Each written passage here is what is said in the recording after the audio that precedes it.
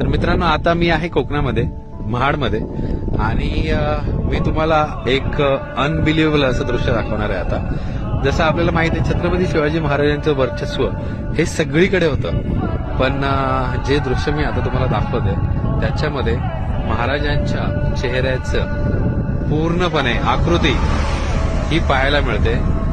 जी समोर पर्वतरांग आहे तिकडे बघा, महाराजांची जिरेटोप, त्याच्यानंतर डोळे, नाक, होठ आणि दाढी, हे सगळं बघा किती हुबेहूब पाहायला मिळते. तुमच्यापैकी किती जणांनी तिकडे येऊन हा अनुभव घेतलाय हे नक्की मला कॉमेंट सेक्शन मध्ये सांगा. पण खरंच अंगावर काटे आणणारं दृश्य हे आज मी अनुभव करतोय इथे.